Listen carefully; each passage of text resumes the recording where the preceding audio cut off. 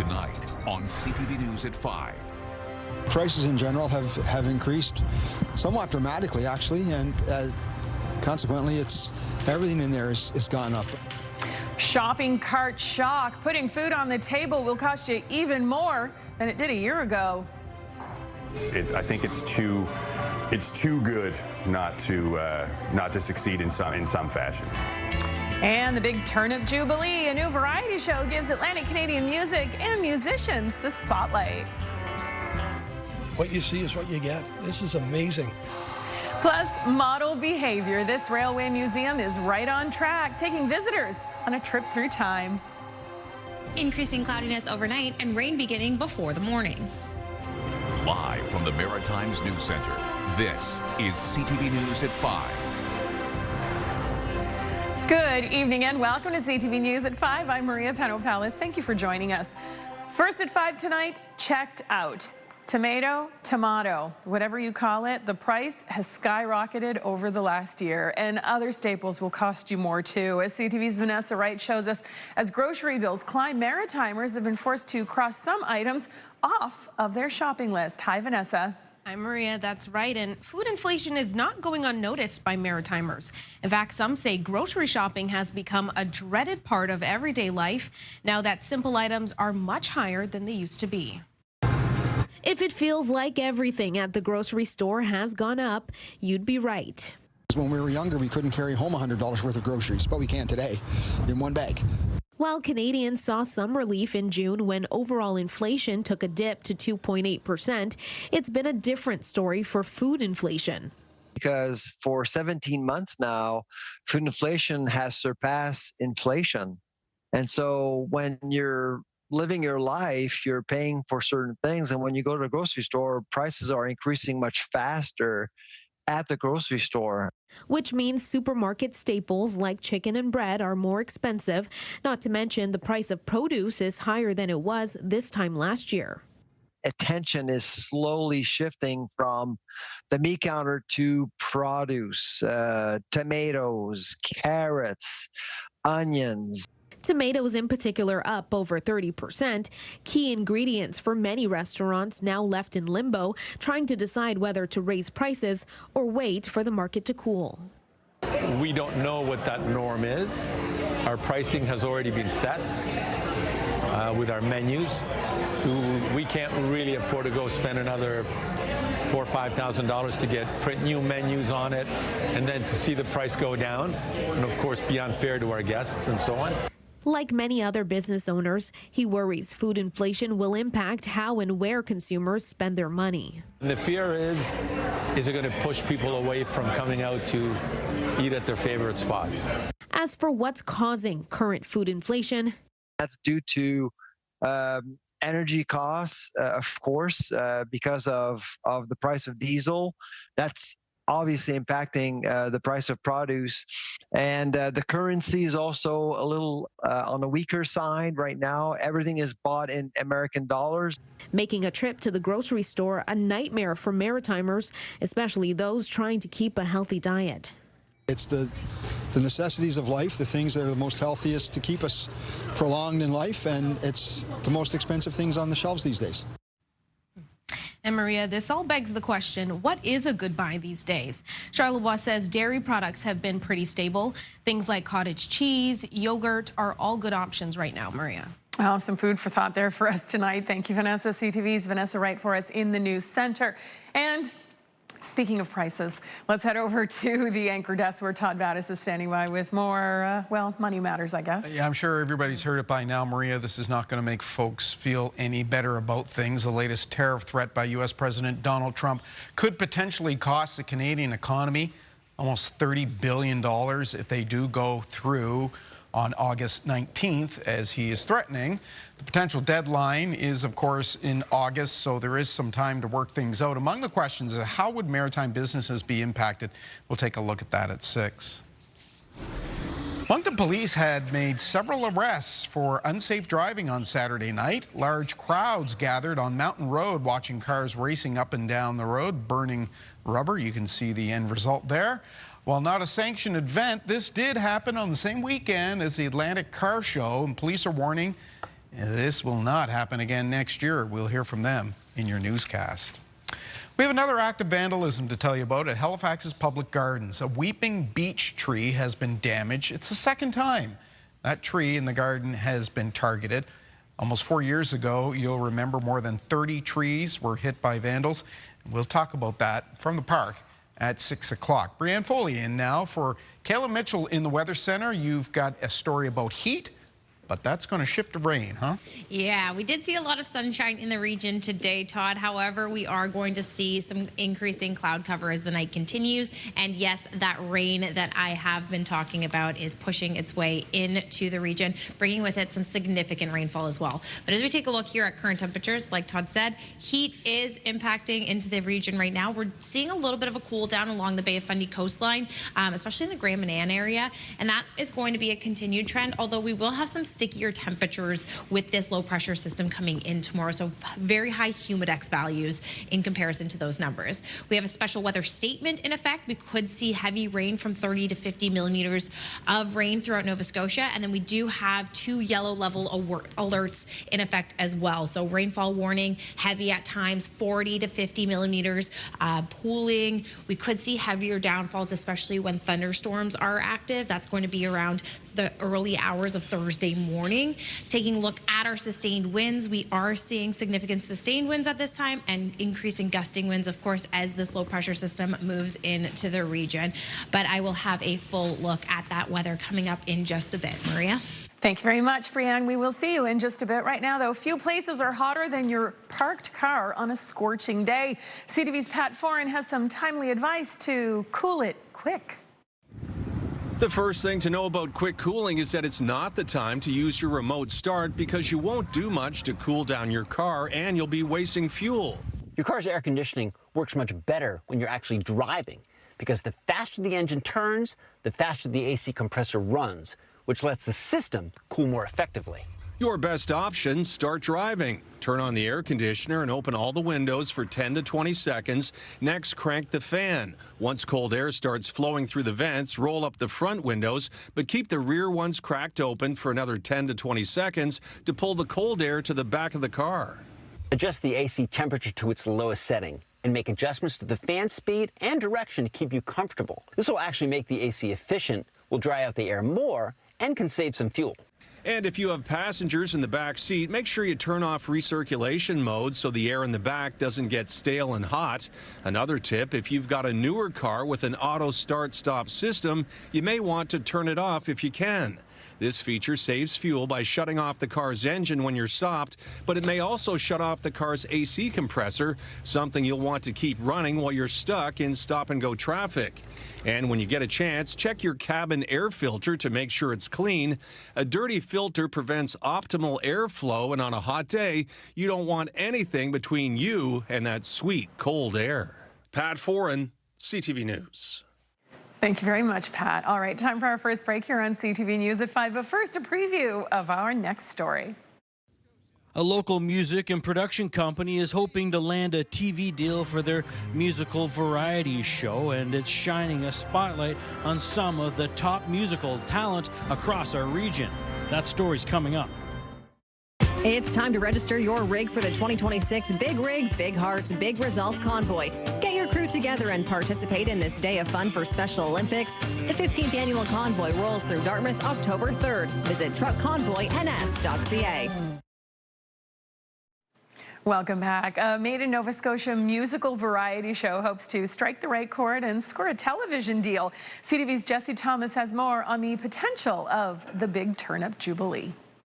After years of planning and playing with the idea of creating a musical variety show, the Big Turnip Jubilee is set to make its television debut with a pilot episode shot in Halifax and ready to air this week for a national audience on Bell 5 TV. I'd say like 7 years ago, we were sitting around chatting about country music and TV and thought about how nice it would be if we made a show that was like those old country music shows from back in the day, and then we somehow managed to pull it off. The first episode is hosted by Nova Scotia singer and songwriter Mo Kenny.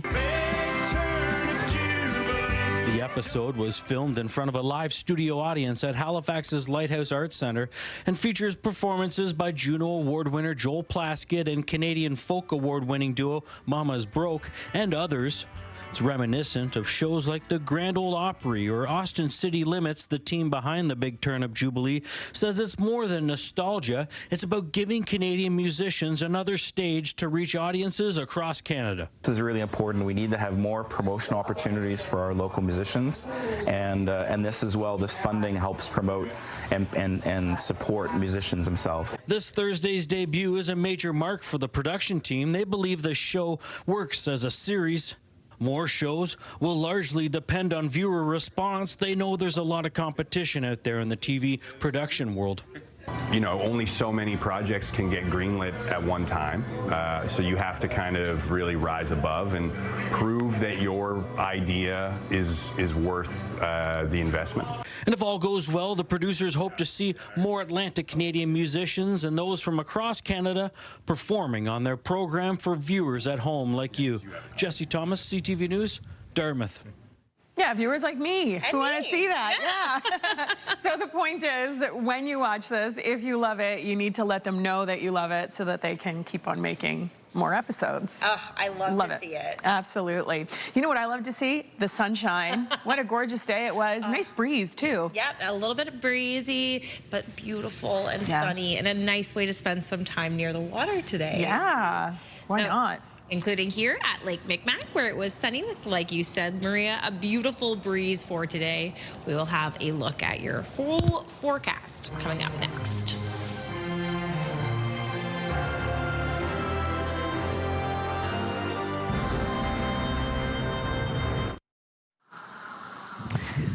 There she goes, an historic moment caught on camera by the Nest Cam and witnessed by thousands. The Port Morgan Wildlife Association shared this image of the baby eagle named Helene taking her very first flight last night at 6:33 p.m. The president of the association says to say her very first true flight was a success would be an understatement, so I guess she's showing off here for us, Brianne.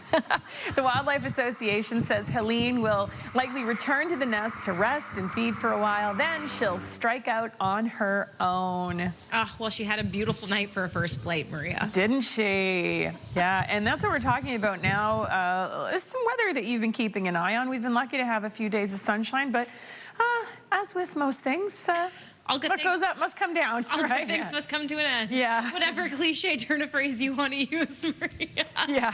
But we do need some rain in the region, and luckily it's not going to stay around for long. But we did have a beautiful day today again as we take a look here at the Fortress of Louisbourg. A gorgeous day, a little bit windy as well, but that sun was shining. I mean, and for a long period of time, because we're still in that beautiful summer sun times, because we are seeing that sun stay up a little bit later, especially over in Fredericton. 9:07 is sunset for tomorrow. Of course, I did mention rain, and that's basically where we are going to begin. We are seeing some weather statements in effect here in the region. We have a special weather statement impacting into most of eastern parts of Nova Scotia, as well as a little bit into the Bay of Fundy coastline. We are going to see rainfall between 30 and 50 millimeters of rain, but the yellow level alerts are the ones we're really watching. So we are seeing rainfall between 40 and 50 millimeters of rain, could see up to 60 at certain times when thunderstorms are coming through. This is going to begin Wednesday morning into Thursday morning. So it is a long period of rain, but it is a fast moving system. So it will be clearing out of the region later into Thursday. But again, things to take into consideration is pooling on roads, heavy rainfall at times, and of course, thunderstorms that are going to be coming with this system. So watching our radar and satellite right now, we are seeing an increase in cloud cover coming through the region. Of course, that's that low pressure system pushing into our region. And watching that forecast, we will start to see some of that rainfall build up on the western portion of New Brunswick, as well as heading into Nova Scotia a little bit later this evening. And then, yes, we are going to continue to see it blanket through the region. So cooler temperatures are coming in with this system, but there are going to be high humidex values. So it is going to feel warmer than what those numbers are saying. And the system is going to hang around for the majority of Wednesday. A little bit of a reprieve of rain in parts of New Brunswick for Wednesday, and then we'll start to see the system really move out of New Brunswick into the early hours of Thursday, but it is going to stick around in Nova Scotia, which is why we're seeing a little bit more of those warnings for pooling rainfall in this region. So looking at our gusting wind forecast, of course, as the system moves in, we are going to see an increase in gusting winds, and that is going to continue as the system works itself out of our region. So by 2 p.m. tomorrow, we are going to see things start to taper down in western parts of Nova Scotia and New Brunswick, but we are still going to continue to see those strong wind gusts heading into parts of Cape Breton, which is why we also have a yellow level alert for parts of Cape Breton for winds. That system is going to clear out, however, so as of Thursday, we should see a little bit of reprieve. But tonight, increasing clouds, showers for some, like I said, and then as we head later into the day, we are going to see that rain continuing for the day. Risk of thunderstorms is pretty much going to be the name of the game across the board. We are going to continue to see a little less of that thunderstorm action on Prince Edward Island as we head through Wednesday. Same with over in Cape Breton. We're going to see more of that thunderstorm action on Thursday, but rain is going to continue. And again, like I said, those humidex values are the things that we really need to take into consideration as well, which is why we're going to see that risk of thunderstorms coming in with this system. Even though the temperatures aren't necessarily at an average at this time of year, it's going to feel a lot warmer. Time now to check in with our weather watcher for today. We have a drawing from Poppy McDougall, who is 9 years old, and she sends us a drawing of birds flapping their wings and leaves blowing on a windy day. Poppy is from Wellington, Nova Scotia. Thank you so much, Poppy. It was such a great job. We love to see it. And if you would like to be one of our weather watchers, please send your weather-related drawing to CTV Weather Watchers at P.O. Box 1653. Maria? Thank you very much, Brianne and Poppy. On to our next story here. A New Brunswick woman with a passion for coffee and getting to know her neighbors has come up with a great new way to connect with others. CTV's Derek Haggett pours over the details. Chances are there's a curbside library in your neighborhood. One of those take a book, share a book community trading spots. Maybe you've seen the Keychain Exchange or the one with Hot Wheels. This Riverview woman has a similar idea, but she's swapping coffee mugs. It has been unbelievable. I did not expect it to blow up the way it did. It's got a lot of attention, and people have been driving by and walking over, and lots of neighbors been talking about it. Her husband put the coffee mug exchange up around a week ago. She guesses there's been more than 100 swaps since then. My son wanted to give her a gift for Christmas, and he built this, and I was a skeptic. I said, this isn't going to work. People aren't going to be interested in this. We're going to have a bunch of mugs sitting in our front yard. Kayla made a post on the community Facebook page last week welcoming Riverview's first little mug exchange. The reaction? Overwhelmingly positive. It's fun to see the neighbors and get to chat with people and kind of get to hear some stories. Some people have been putting positive notes in their mugs. I love the coffee mug exchange. I'm a big coffee drinker. I slow down every day just to have a quick peek. Today I stopped by, grabbed one on the way home, but I had to bring one back. This is something that has taken root, and people have loved the idea. Something new and different. My husband doesn't want me bringing them all into our house, so this is a good way to, I can still see the cool ones and not have our shelves full of them. Kayla likes the idea of keeping it up over the holidays so people can swap mugs at Christmas time and spread some cheer. Derek Haggett, CTV News, Riverview, New Brunswick. I just love this story. We're going to have to visit you at Christmas time because I want to see those Christmas mugs too. All right, time for a final break here on CTV News at 5. When we come back, the wheels are in motion for this story. I'm Ryan McDonald in Louisbourg, Nova Scotia, where these trains may not be running anymore, but the one inside the building certainly is. Take a replica ride on the SNL Railway in the story that's coming up. Mornings with Aaron and Peter. Hey, you can win $1,000 in under 60 seconds every weekday at 7. That's when we play $1,000 Minute. Your chance to win $1,000 with us.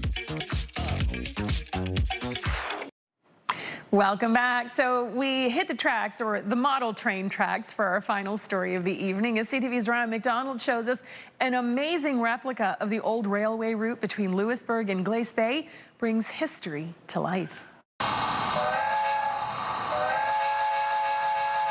It's a model train with a mission to keep the rich history of rail in Cape Breton alive.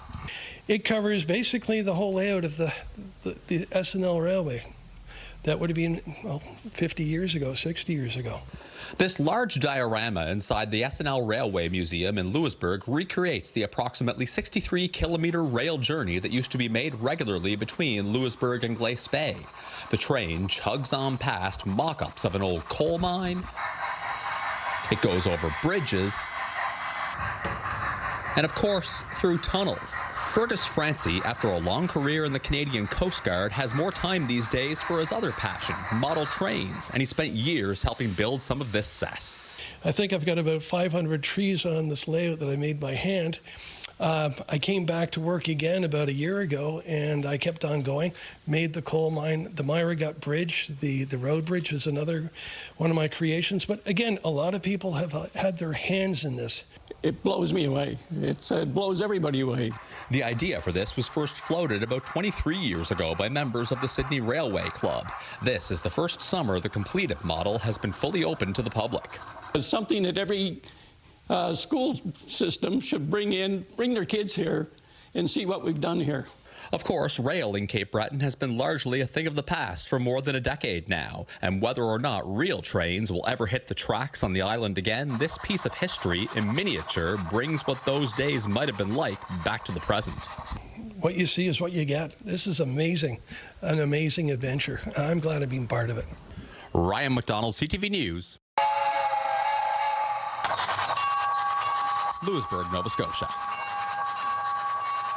The sound. I love it. Amazing. The detail, every single track, over 500 trees. That is just phenomenal. It is so amazing. And yeah, that is something to see. Like if you're around the area, if you're in the Louisbourg area with your family, or maybe schools will start visiting in the fall. I don't know. That is just superb. And Ryan said it's even more amazing in person. Yeah, it looks extremely impressive, and I can only imagine in person. So much fun. Sounds and all. Might be a good place to visit on a rainy day, huh? Try tomorrow. Yeah. Tomorrow or Thursday, that would be those would be the best days to visit, especially in Nova Scotia, as we are going to see low pressure moving into the region and bringing with it significant rain. But don't worry, it's going to clear up for the weekend. Oh, good. Love that. I love the weekend, Brianne. We'll see you and Todd at 6 o'clock. I will see you tomorrow. Have a great night.